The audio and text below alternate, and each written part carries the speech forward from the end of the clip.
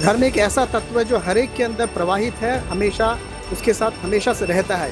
यदि वे अपने स्वर धर्म के अनुसार अपने कार्य को करेंगे तो अवश्य अपने जीवन में अपने सर्वोच्च को प्राप्त कर सकते हैं। उनको बताना पड़ेगा धर्म कोई ऐसी चीज़ नहीं, किताबों में रखने की चीज़ नहीं है। वो तो धारयति थी धर्म, जैसे अग्नि का धर्म है गर्म होना, उसमें से गर्माहट को निकाल दो तो वो धर्म उसका वो अग्नि नहीं रहेगी। तो वो इंट्रिंसिक क्वालिटी, वो बेसिक क्वालिटी जिसके द्वारा वो तत्व रहता है, उसे धर्म कहते हैं। मैं तो एक ही बात कहूँगा कि जिस अंधे ने प्रभु को देखा नहीं वो रूप बताना क्या जाने, कि हम रूढ़िवादिता और अंधविश्वास पाखंड जैसे परंपराओं का खंडन करके पुनः विश्व गुरु के पथ पर बढ़ें और इस भारतवर्ष को अखंड भारत बनाने का प्रयत्न करें और पुनः हमारा देश विश्व गुरु हो। यही संत सम्मेलन का मुख्य उद्देश्य है। धर्म कहता है ईशावास इदम सर्वम यत् किंचित जगताम जगत। परमात्मा सब जगह है। कभी कभी वही भगवान नारायण कभी विष्णु बन के आए, वही भगवान कभी राम बन के आए, कभी कृष्ण बन करके आए।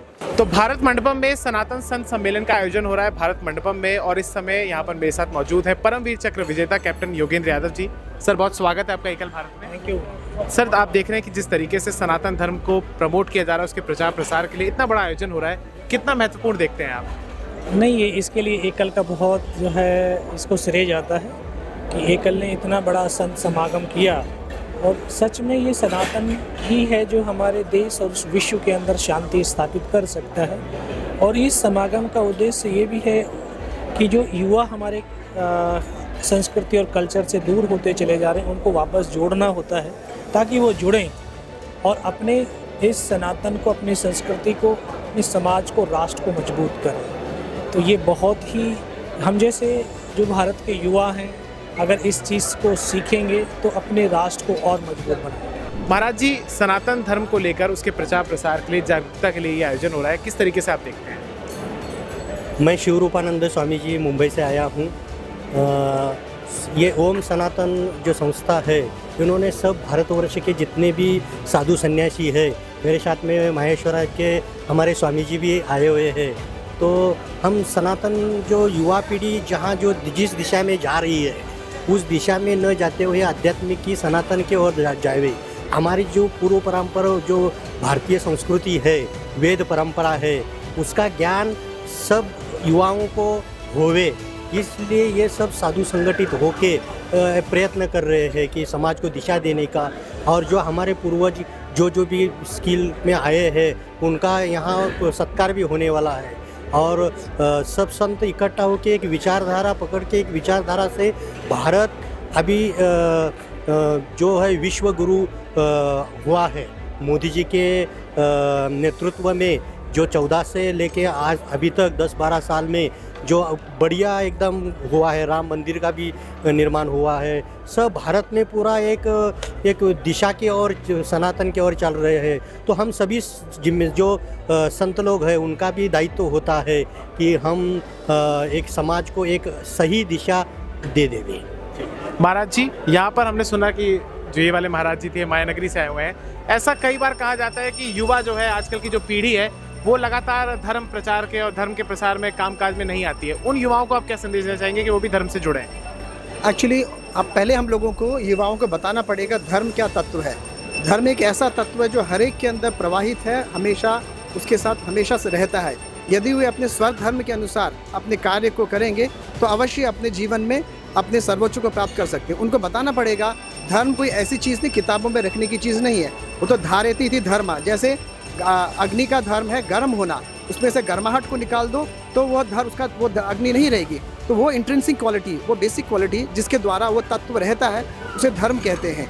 तो वह यदि उसको वो युवा लोग अपने धर्म को, अर्थात जो उसका स्वाभाविक धर्म है, भगवत गीता में इसको स्वधर्म बताया है, यदि उसको पालन करते हुए अपने जीवन को व्यापन करेंगे और तो अपने जीवन के सर्वोच्च शिखर पे पहुंच सकते हैं। इसीलिए अब आवश्यकता ये है कि युवाओं को धर्म की सही डेफिनेशन उनके पास जाए और उसके साथ साथ उनको धर्म के कार्य में भी लगाया जाए। भले ही पेड़ को पानी देना हो, गाय को रोटी देना हो, या किसी की सेवा भी करना हो, ये सब धर्म के ही अंग होते हैं। इसलिए कोई ऐसी चीज़ नहीं है जो अजीबोगरीब चीज़ नहीं है जिसको हम धर्म कहते हैं। तो ये उन्हें समझाना पड़ेगा।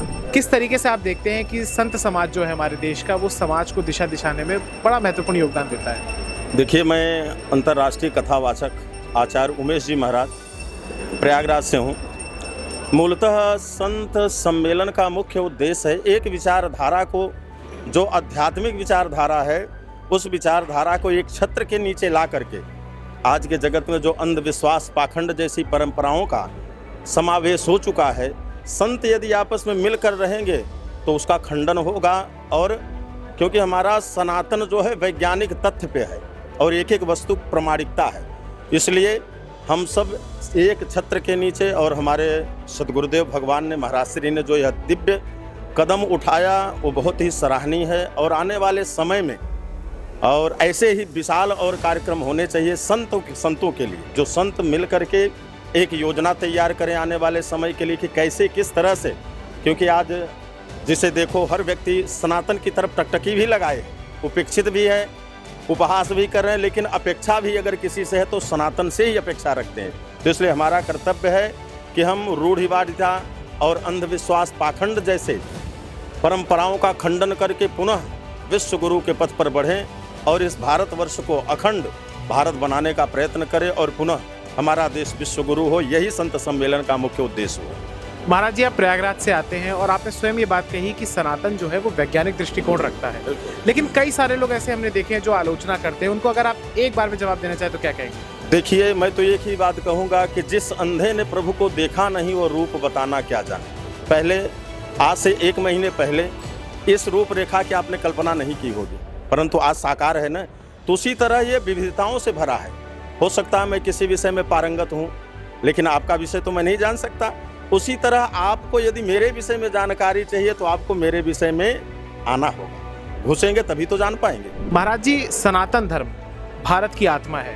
कितना महत्वपूर्ण है कि इस तरीके का संत सम्मेलन हो रहा है और वो मार्गदर्शन करे समाज का?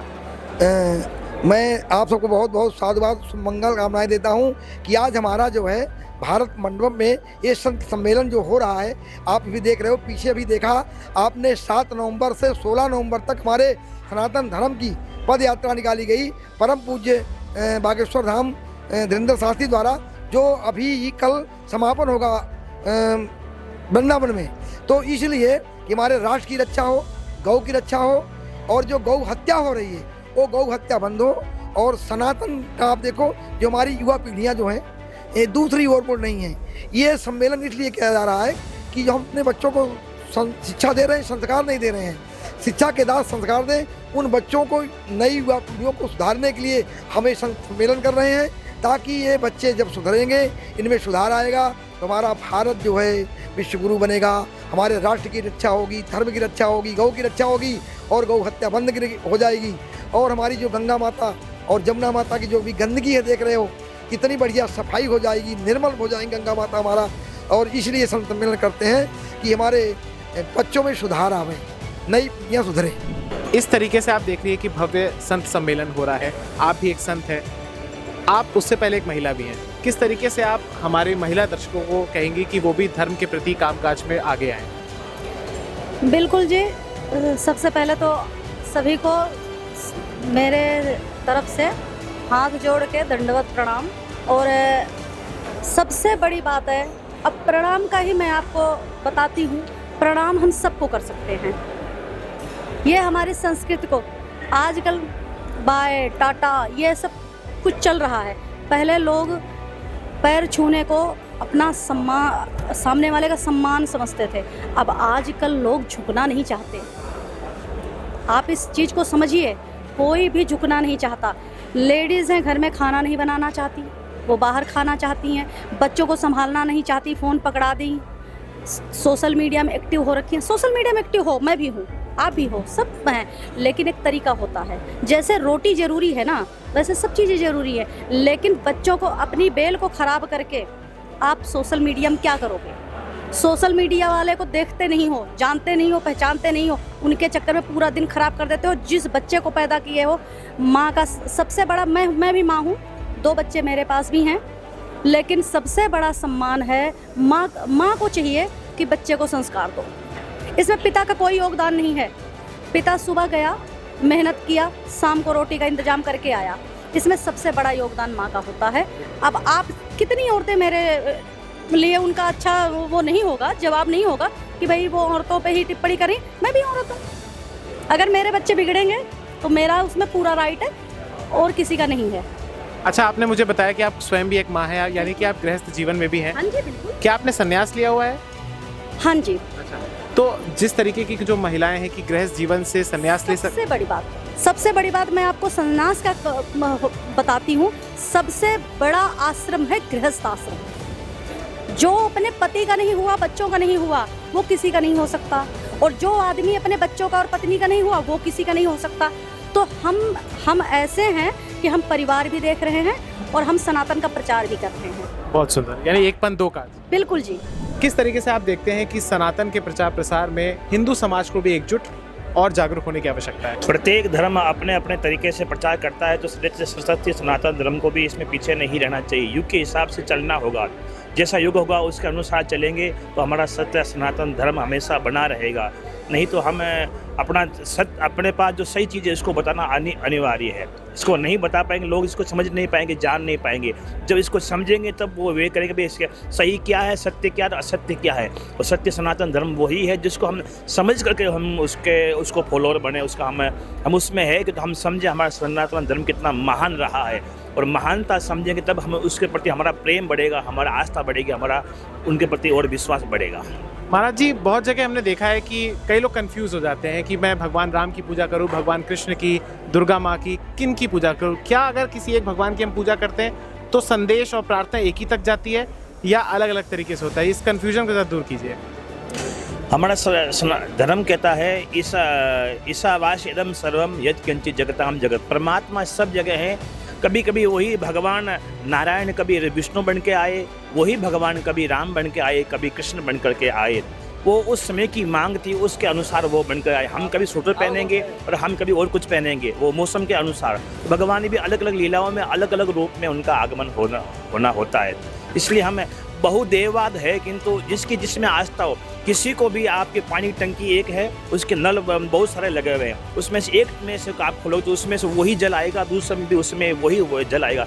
कभी कभी निजी स्वार्थ के कारण से व्यक्ति उसको छोटा उसको बड़ा बताता, वो उसकी मूर्खता है और वो धर्म को जोड़ नहीं रहा, वो धर्म को तोड़ने का कार्य कर रहा है। बहुत सुंदर महाराज जी, बहुत धन्यवाद। मेरा प्रश्न आपसे है महाराज जी कि आज के दौर में सनातन धर्म को कौन कौन सी चुनौतियाँ पेश आ रही हैं? सनातन धर्म को चुनौतियाँ तो कोई पेश नहीं आ रही हैं, मगर सनातन धर्म हमारा अनादिकाल से चला आ रहा है और सनातन धर्म कोई नया धर्म नहीं है। सनातन धर्म एक ऐसा है, सनातन ही पुरातन है, पुरातन ही सनातन है। सनातन में कुछ विकृतियां पैदा हो गई हैं, उसको सुधारने के लिए, उसको शुद्ध अद्वैत करने के लिए ये सब संत सम्मेलन बुलाए जा रहे हैं। अभी संत सनातन पदयात्रा श्री बागेश्वर धाम जी ने निकाली है, दिल्ली से वृंदावन तक। तो आज का जो कार्यक्रम है वो गोविंद गिरी महाराज जी जो कोषाध्यक्ष हैं उनकी अध्यक्षता में हो रहा है। और आपने देखा है कि यहाँ बहुत से संत आए हैं यहाँ और भक्तजन भी बहुत आए हुए हैं। तो सनातन को कोई खतरा नहीं है किसी से। सनातन अपने आप में बहुत पावरफुल है, बहुत शक्तिशाली है। सनातन शक्ति है इस विश्व की। सनातन से ही सारे धर्मों का निष्कासन हुआ है, निकले हैं, और सनातन अपने आप में एक पावरफुल धर्म है। स्वामी जी, हमने हमेशा से देखा है कि सनातन धर्म भारत की आत्मा है। बचपन से हमें सिखाया जाता है कि साधु संतों का आदर करो। संत समाज किस तरीके से आज के इस बदलते हुए दौर में दिशा दे सकता है समाज को? संत समाज को वो दिशा दे सकता है जो कि कोई नहीं दे पाया आज तक। संत समाज एक शिक्षक है, शिक्षक के रूप में संत समाज कार्य कर रहा है और करता रहेगा।